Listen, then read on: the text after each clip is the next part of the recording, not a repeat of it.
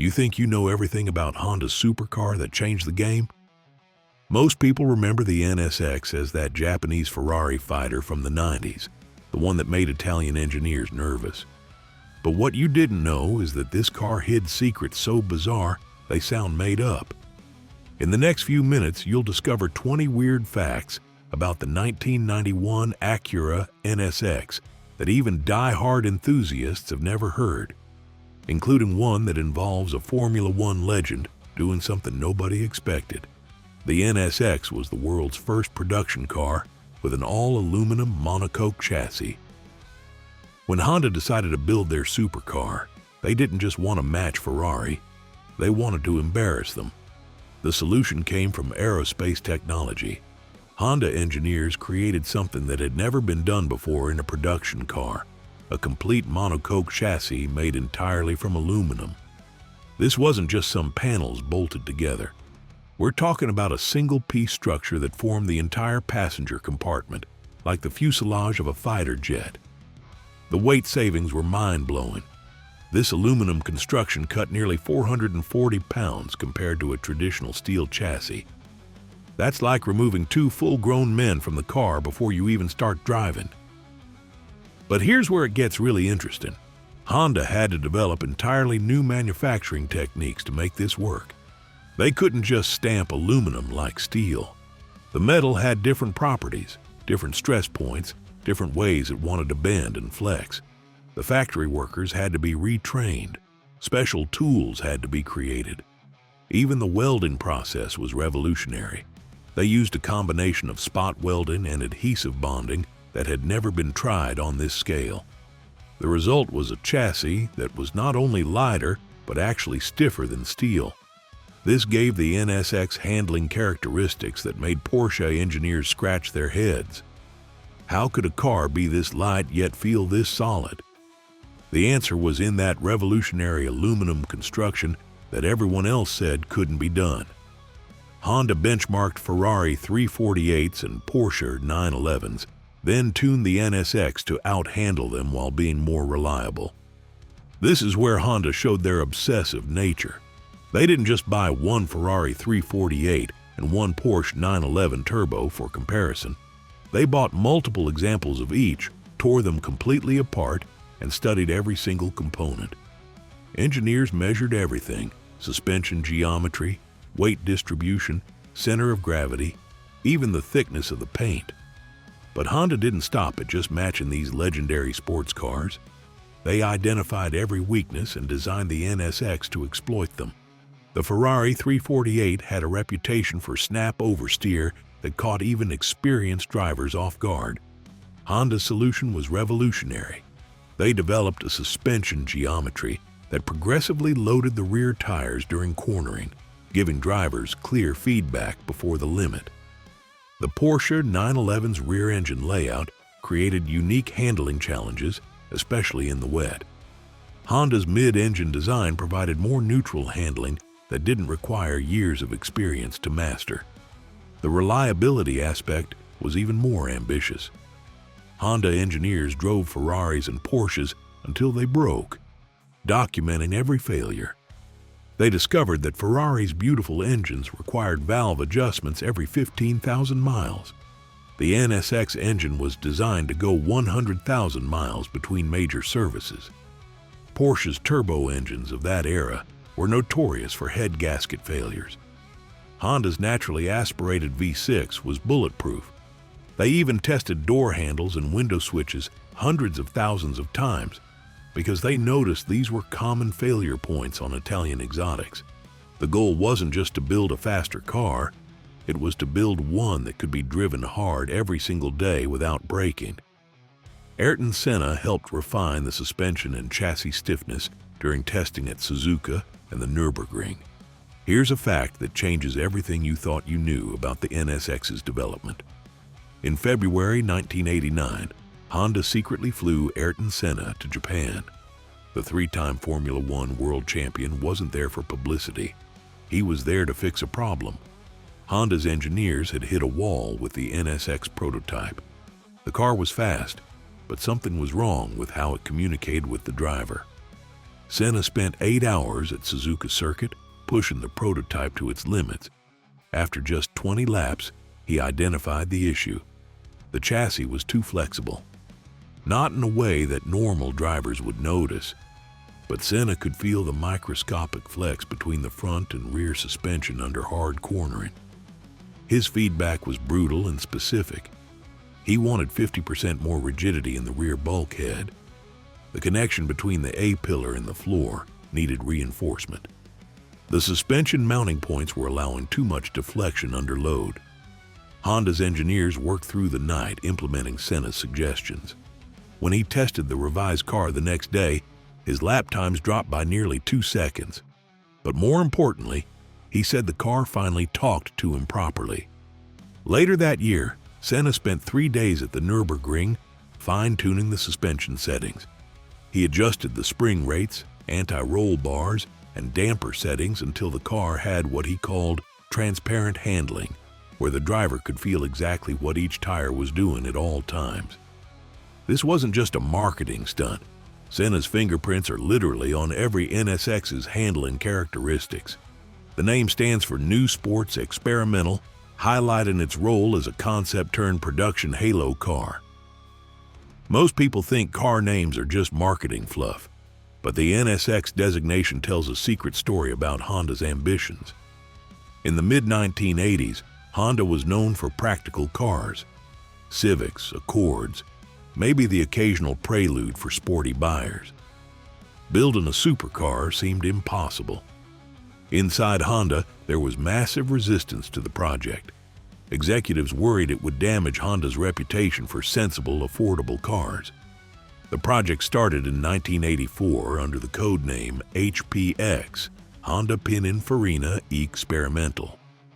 That's right, Honda originally planned to have the famous Italian design house style their supercar.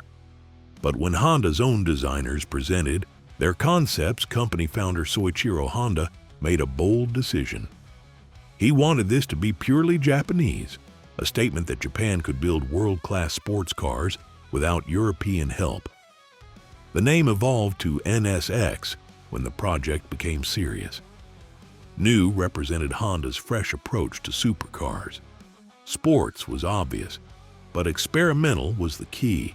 This car was Honda's rolling laboratory for technologies that would later filter down to regular cars. Variable valve timing, aluminum construction, advanced aerodynamics, all of these were experimental when the NSX launched. Honda was essentially using their supercar as a public testbed for the future of automobiles. The name wasn't just letters. It was a mission statement that this car would change everything. Its mid-mounted 3.0-liter C30A V6 featured titanium connecting rods, the first use in a production car. If you thought that was impressive, wait until you see what's coming up. An engine built by hand with a personal signature, steering designed without power assist on purpose, pedals positioned using fighter pilot data, and much more. So let's continue. When Honda engineers opened up Ferrari and Porsche engines, they found traditional forged steel connecting rods, heavy, strong, but limited by physics. Honda's racing division had been experimenting with titanium in Formula One, and they made a radical decision: put this exotic material in a street car. Titanium connecting rods were 60% lighter than steel ones. This meant the engine could rev higher, respond faster, and produce less stress on the bearings. But working with titanium was a nightmare. The material cost 20 times more than steel.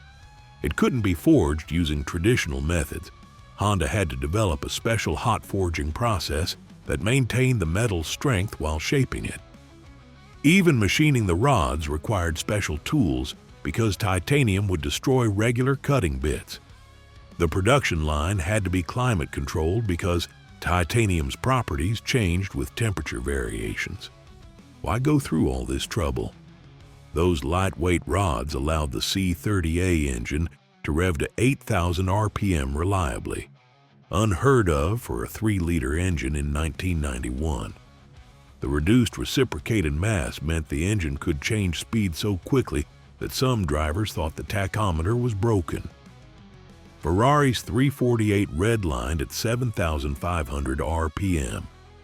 The NSX's titanium rods gave Honda a 500 RPM advantage, and in the world of high-performance engines, that was like bringing a gun to a knife fight.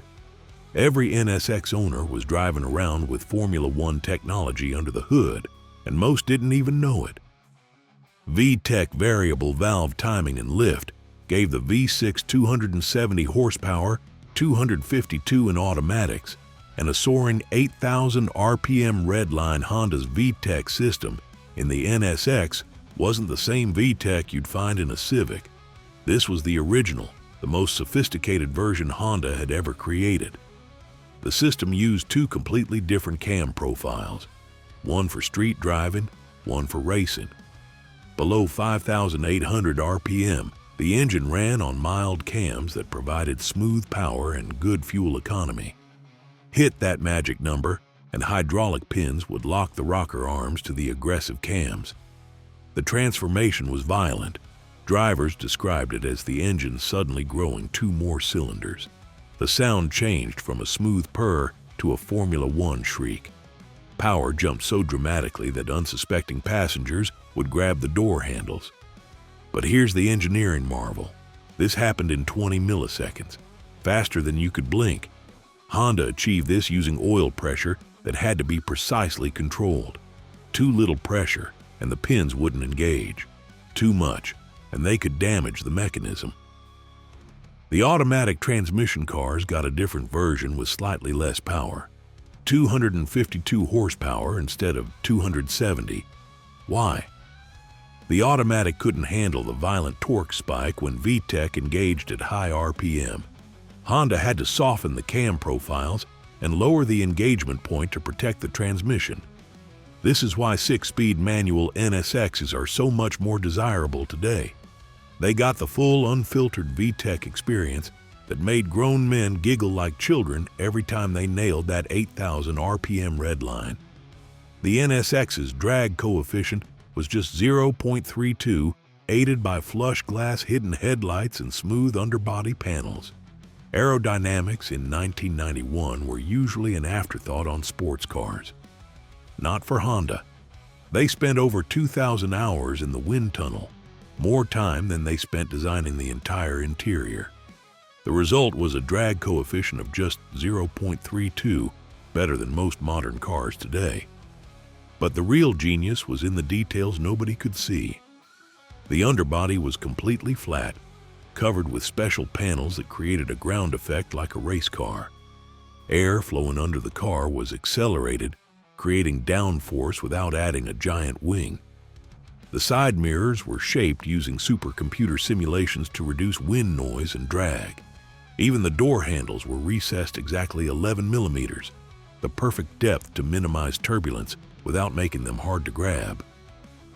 The pop-up headlights weren't just for style. When retracted, they created a perfectly smooth surface that helped airflow over the hood. When raised, they were angled to actually improve high-speed stability by creating a small amount of downforce on the nose. The rear glass was flush-mounted, using a special adhesive that Honda developed just for the NSX. Traditional rubber gaskets would have created tiny vortices that increased drag. Every single panel gap was measured to within half a millimeter to ensure smooth airflow. Have you ever looked closely at an NSX's body? Let me know in the comments if you've noticed these subtle aerodynamic details. Honda developed a special snap ring groove in early transmissions that became a notorious failure point. Here's where Honda's perfectionism backfired spectacularly. In their quest to make the transmission as compact as possible, engineers created a snap ring groove that was just slightly too shallow. This tiny error, we're talking fractions of a millimeter, would become the NSX's Achilles heel.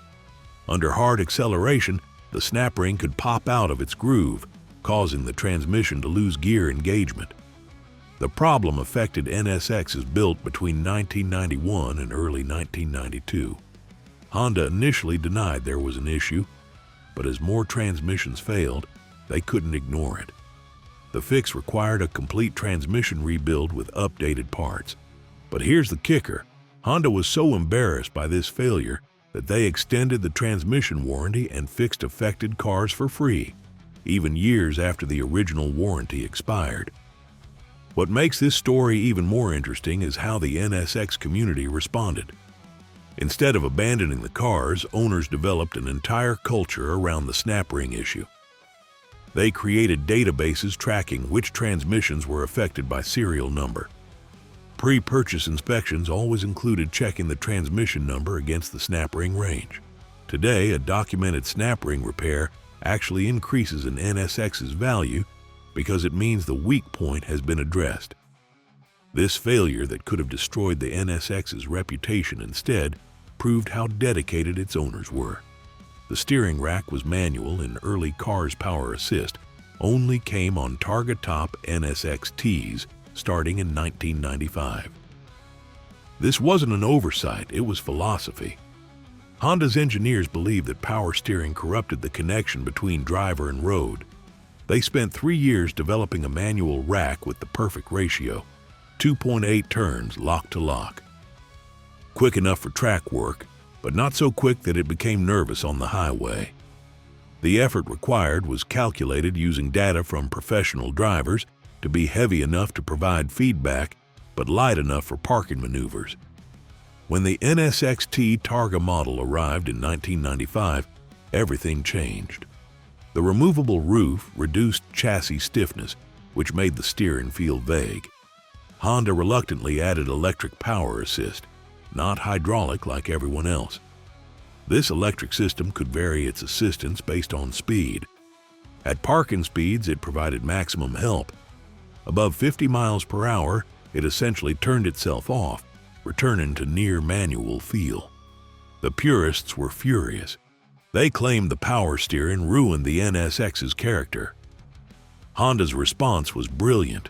They made the system so sophisticated that most drivers couldn't tell when it was working.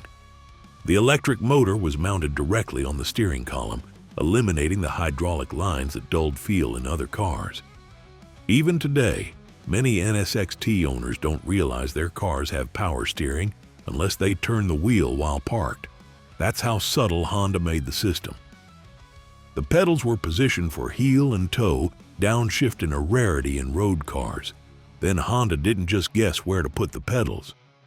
They brought in professional racing drivers and used high-speed cameras to study their footwork during heel-toe downshifts.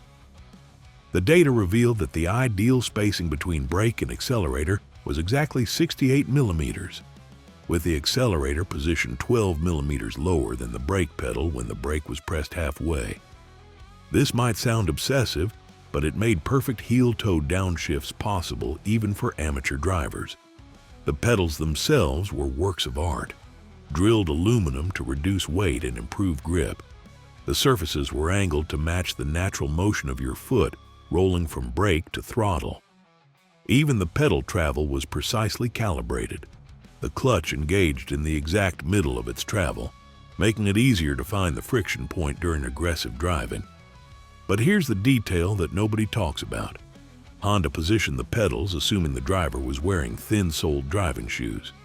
They actually provided recommended shoe specifications in the Japanese owner's manual. Sole thickness, no more than 15 millimeters. Heel height, no more than 20 millimeters. They wanted every driver to experience the pedal feel exactly as the engineers intended. This level of detail was unheard of in road cars. Ferrari just assumed their buyers knew how to heel-toe. Honda engineered their car to teach you. The car's handling balance was tuned to be forgiving for non-pro drivers compared to twitchier. Ferrari's 348 had a reputation. Push it too hard into a corner, lift off the throttle suddenly, and the rear end would come around faster than you could say Madonna Mia. Professional drivers loved this responsiveness. Weekend warriors ended up backwards in hedges. Honda took a completely different approach with the NSX. They programmed in what engineers called progressive breakaway characteristics. As the NSX approached its handling limits, it communicated through increasingly obvious signals. First, the steering would get slightly heavier.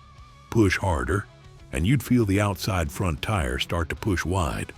Keep going, and the car would understeer predictably, safer than oversteer for most drivers.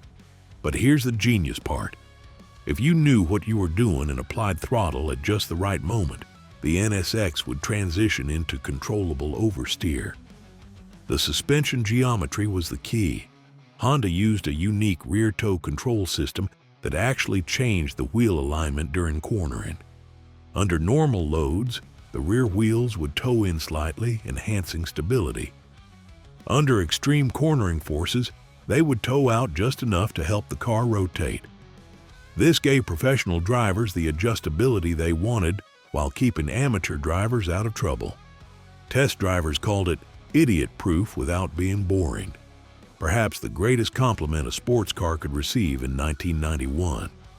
The dashboard design was inspired by F-16 fighter jets for visibility and cockpit feel. Honda's designers didn't visit Ferrari or Lamborghini for inspiration.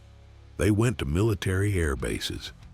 The NSX's interior design team spent weeks studying F-16 fighter jet cockpits, focusing on how pilots could access critical information without taking their eyes off their targets. The result was revolutionary for a sports car. The dashboard was lower than any comparable car, with a unique two-tier design that separated essential driving information from secondary controls. The instrument cluster was canted toward the driver at exactly 16 degrees, the same angle used in fighter jets. The tachometer was huge and centered, with the red line at 12 o'clock, so drivers could see it in their peripheral vision. The speedometer was deliberately smaller and offset, because Honda's research showed that track drivers rarely looked at speed. They drove by engine RPM and feel. But the fighter jet influence went beyond just gauge placement. The entire greenhouse was designed for maximum visibility. The A-pillars were pulled forward and made as thin as structurally possible. The door sills were cut down low. Even the rear-view mirror was specially shaped to minimize blind spots. Sitting in an NSX felt like being in a glass bubble. You could see everything around you. This was the complete opposite of Italian supercars, where dramatic styling created massive blind spots. Honda prioritized function over form, and the result was a supercar you could actually park without a spotter. It was assembled at a purpose-built plant in Tochigi, Japan, with hand-finished attention to detail. Honda didn't just build the NSX on a regular assembly line next to Civics. They created an entirely new facility in Tochigi, specifically for the NSX. This wasn't just a factory. It was more like a laboratory. The building was climate-controlled to within 1 degree, with humidity kept at exactly 50%.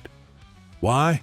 Because aluminum expands and contracts with temperature changes, and Honda wanted every panel gap to be perfect. The assembly process was unlike anything in the automotive world at the time. Each NSX spent 25 hours being built, compared to just 4 hours for a typical Honda. Workers were hand-picked from Honda's best assembly technicians, then trained for 6 months before they could touch an NSX. They wore white gloves and worked in teams of 2, with one person performing the task and another checking the work. The paint process alone took 8 hours. Each car received 4 coats of primer, 4 coats of color, and 3 coats of clear. Between each coat, inspectors used special lights to check for imperfections smaller than a grain of sand. If they found even one flaw, the entire panel was stripped and repainted.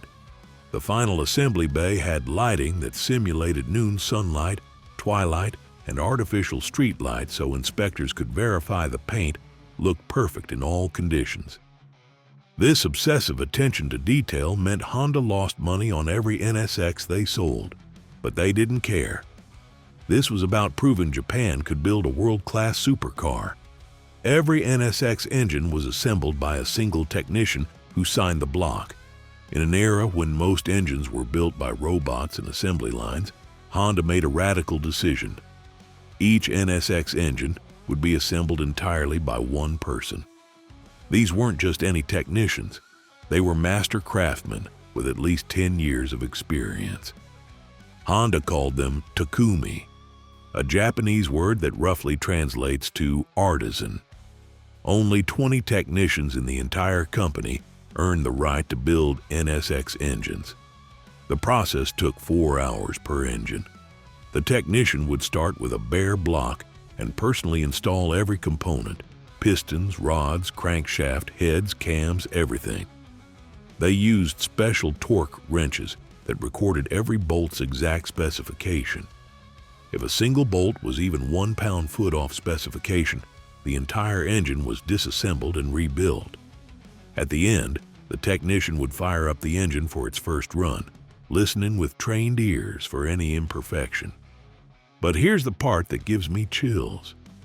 After the engine passed all tests, the technician would sign their name on a special plaque attached to the intake manifold. This wasn't just quality control, it was personal pride.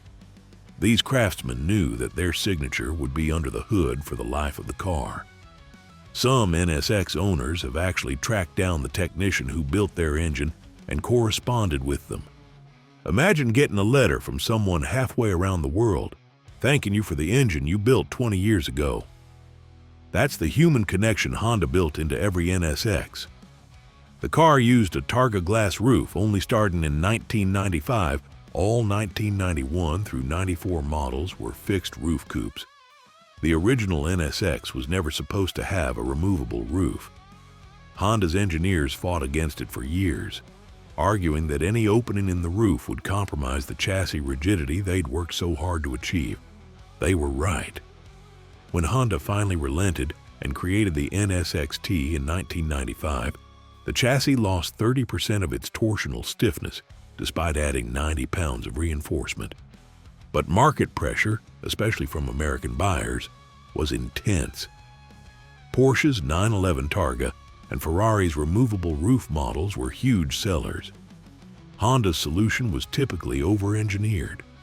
Instead of a simple removable panel, they created a one-piece glass roof that weighed just 19 pounds.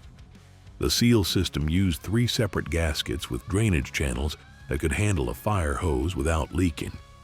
The roof panel itself was heat-treated safety glass with a special coating that blocked 95% of UV rays. The really clever part was the storage system. The roof panel fit perfectly in a custom holder in the trunk with protective padding that prevented rattles. Honda even calculated the aerodynamic effect of driving with the roof removed and adjusted the suspension settings on T models to compensate for the different airflow patterns. Today, the fixed roof coupes are more valuable because of their superior rigidity, but the Targa models proved Honda could compromise without sacrificing their principles. Aluminum double wishbone suspension at all 4 corners kept weight low and precision high. Double wishbone suspension wasn't new in 1991, but Honda's execution was revolutionary. Every single suspension component was made from forged aluminum: control arms, uprights, even the mounting brackets. The weight savings were staggering. The entire front suspension assembly weighed less than a single steel control arm from a contemporary Ferrari. But weight was only part of the story. Honda's engineers used a computer modeling system that was typically reserved for aerospace applications. They simulated millions of suspension movements to optimize the geometry for both street and track use.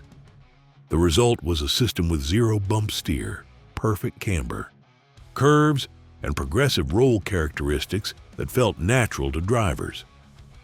The suspension mounting points were actually cast into the aluminum chassis structure, creating a stiffness that made traditional subframes obsolete.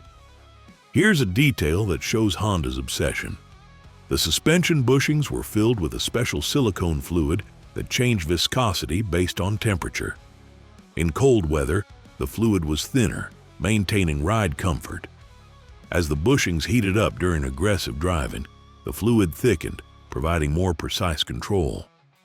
This meant the NSX could be comfortable on your morning commute and razor sharp on the racetrack, all without touching a single adjustment.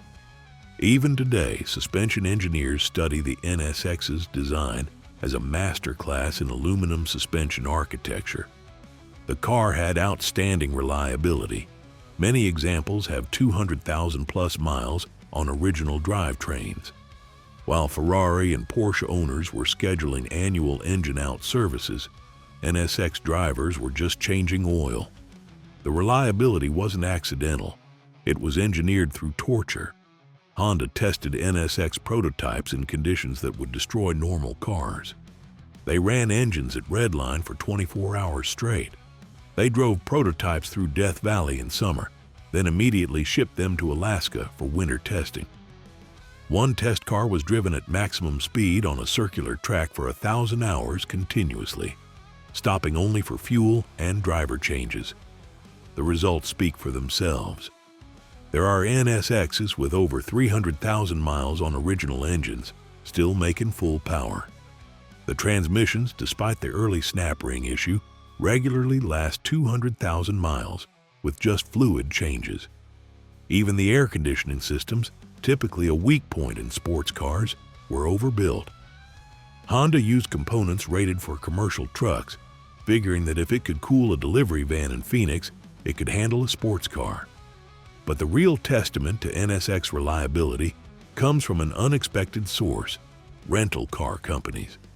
In Japan, several companies offered NSX rentals, and these cars were thrashed daily by drivers living out their racing fantasies.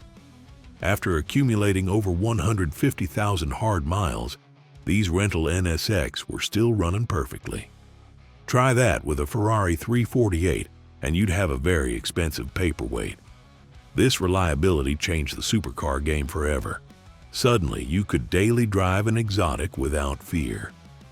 Initial MSRP in the US was about $60,000, half the price of comparable Ferraris. When Honda announced the NSX's price, the automotive world was shocked. A Ferrari 348 cost $120,000. A Porsche 911 Turbo was $95,000.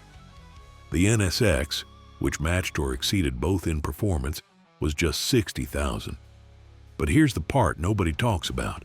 Honda was losing money at that price. Internal documents later revealed that each NSX cost Honda about $200,000 to develop and build when you factored in the research and development costs. Why sell at a loss? Honda viewed the NSX as a marketing expense, not a profit center.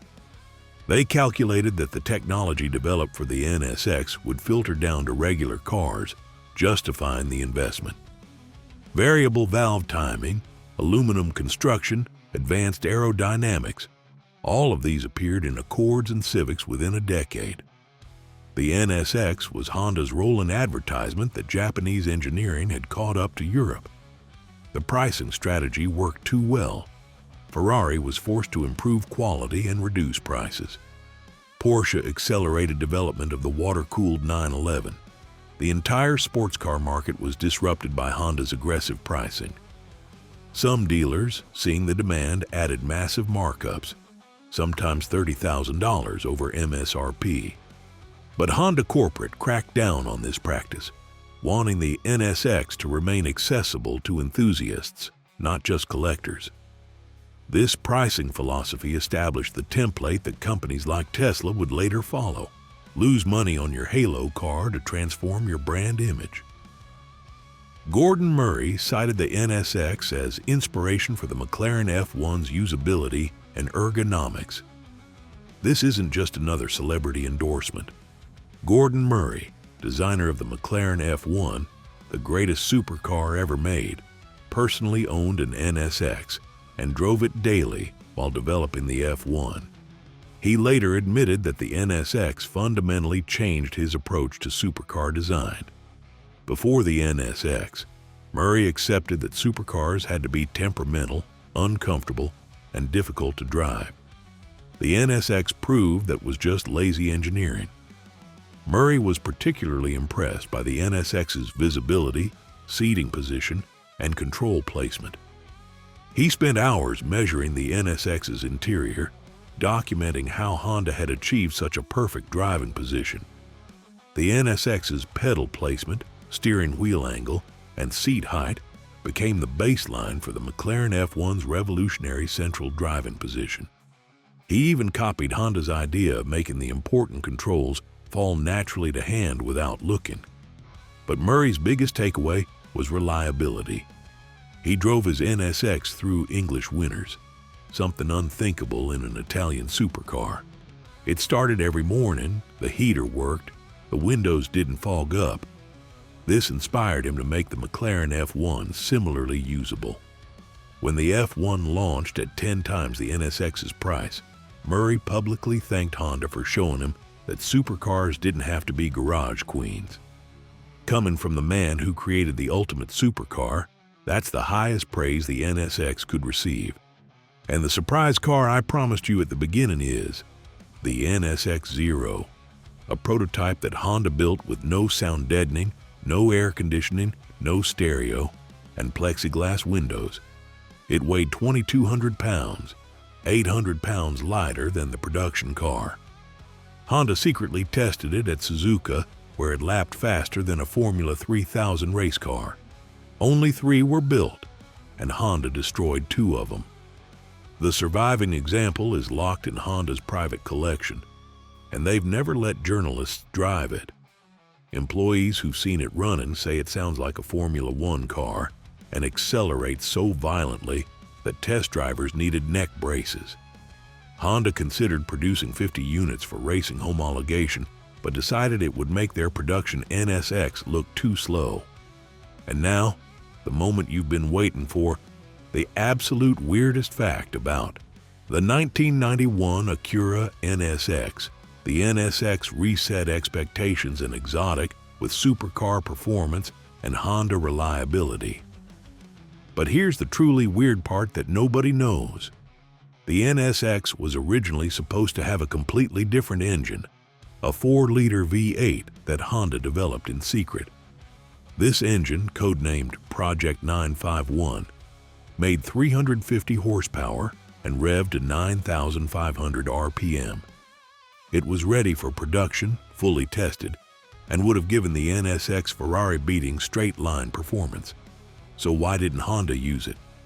The answer is bizarre.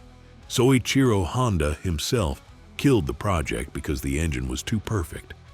During final testing, he drove prototypes with both engines back-to-back. The V8 was faster, sounded better, and would have silenced critics who said the NSX lacked power. But Honda-san made a shocking observation. The V8 made the car too easy to drive fast.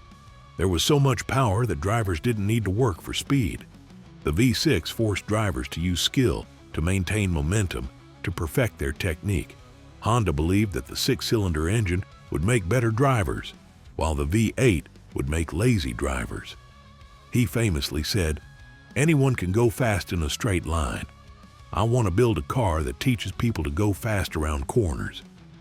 The V8 prototype engines were destroyed, the blueprints were locked away, and Honda never built another V8 until the 2008 S2000. Some Honda insiders claim one V8 NSX prototype still exists in a secret warehouse, but Honda denies this. What's confirmed is that choosing the slower engine was the weirdest decision in supercar history, and it worked. The NSX taught an entire generation what a sports car could be. That's all for today, folks.